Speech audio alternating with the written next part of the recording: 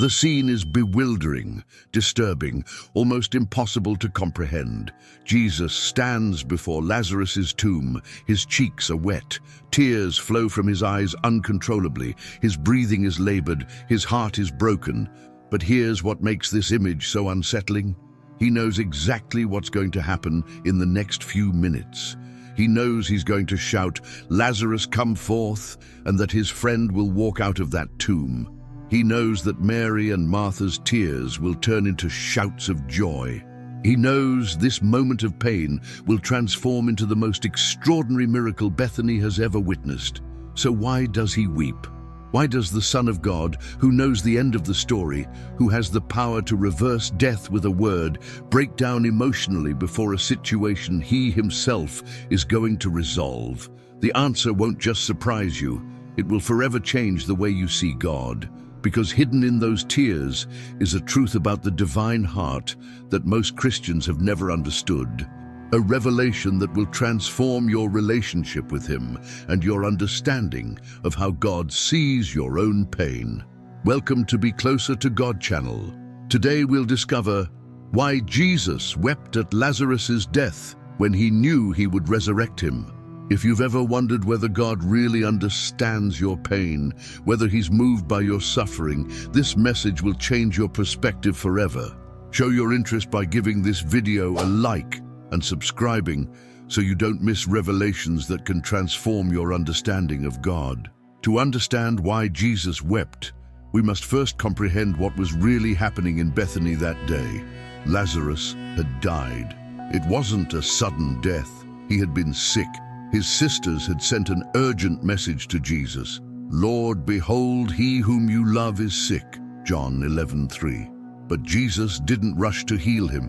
He stayed 2 more days where he was. When he finally arrived in Bethany, Lazarus had been dead for 4 days.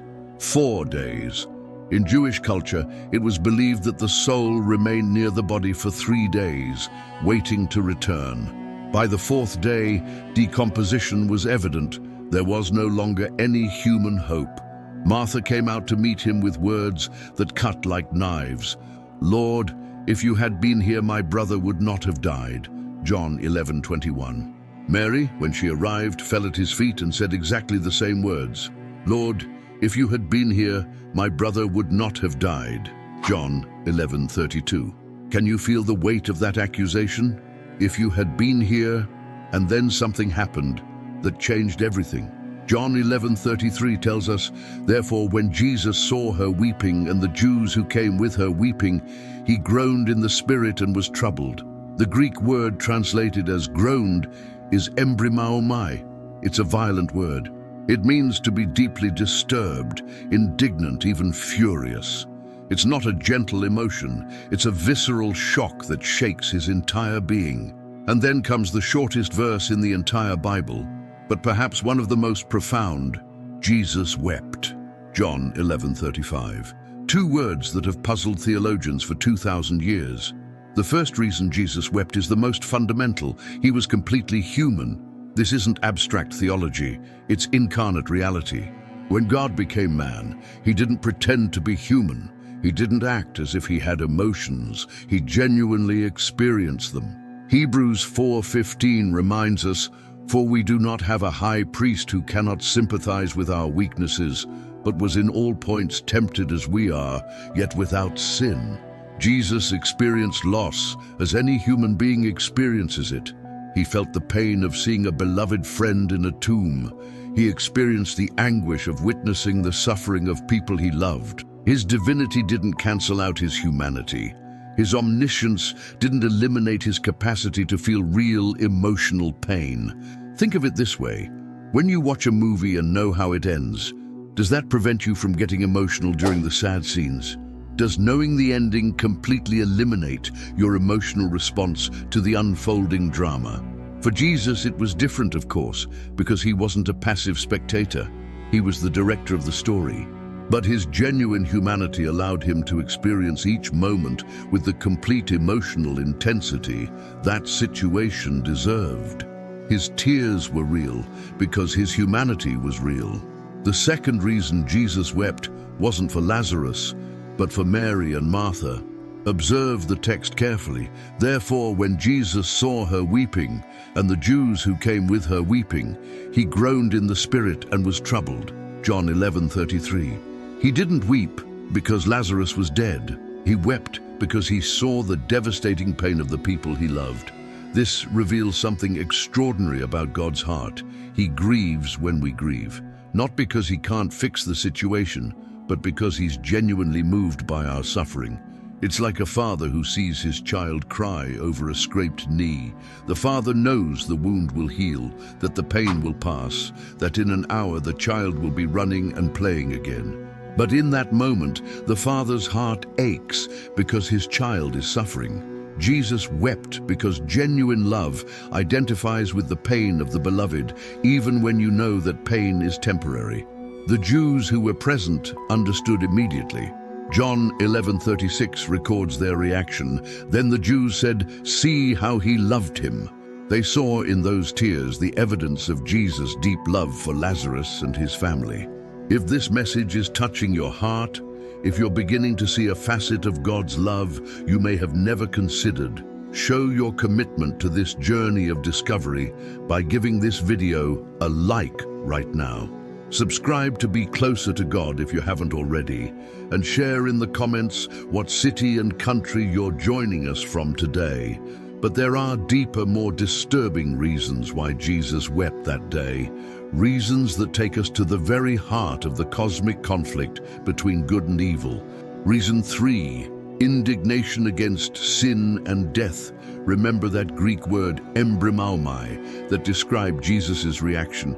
It wasn't just sadness, it was indignation. It was holy anger. What was he indignant about? Against death itself, against the sin that brought death into the world, against the reality that God's perfect creation had been corrupted to the point where people he loved had to experience the agony of separation and loss. Death was never part of God's original plan. It was a violent intrusion into his perfect creation.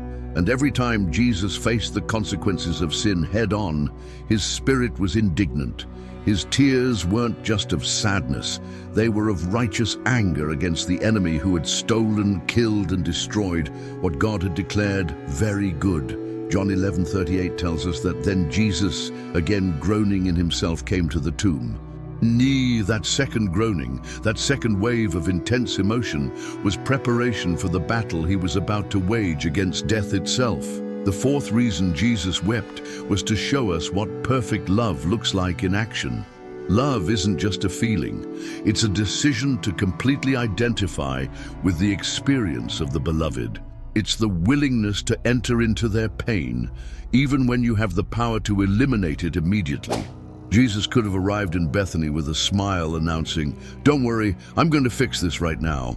He could have minimized their pain by saying, "Why are you crying? In 5 minutes you'll be celebrating." But he didn't, because true love doesn't minimize another's pain. It doesn't rush them to get over it. It sits with them in their pain. It weeps with them. It completely identifies with their experience. This is what Paul meant when he wrote, "Rejoice with those who rejoice, and weep with those who weep." Romans 12:15. Jesus was modeling for us how to love as God loves. He was showing us that even when we have hope, even when we know God is going to work, we can and should genuinely identify with others' pain. But there's a fifth reason, perhaps the deepest of all, why Jesus wept that day. When he looked at Lazarus in that tomb, he saw a symbol of all humanity dead in sin. And he knew that to resurrect humanity, he himself would have to die. John 12:24 records Jesus' words, "Most assuredly I say to you, unless a grain of wheat falls into the ground and dies, it remains alone. But if it dies, it produces much grain." Lazarus was a grain of wheat that had fallen and died, but Jesus knew he was the ultimate grain of wheat who would have to fall and die so all humanity could live. His tears weren't just for Lazarus's death. They were for the death he himself would have to experience, for the separation from the Father he would have to endure, for the weight of all humanity's sin he would have to bear. In a sense, Jesus was weeping for his own cross. And there was something more, something that makes these tears even more moving. Jesus knew that even after resurrecting Lazarus, his friend would have to die again. This resurrection was temporary. It was a sign, a preview, but not the final solution. The only way to permanently defeat death was through his own sacrifice on the cross. His tears were for the reality that even this extraordinary miracle was only a temporary measure in the cosmic battle against sin and death. Now you understand why Jesus wept. He didn't weep because he was weak. He wept because he was completely human and completely divine. He didn't weep because he had no power. He wept because he had a heart. He didn't weep because he didn't know what was going to happen. He wept because he knew exactly what victory over death would cost.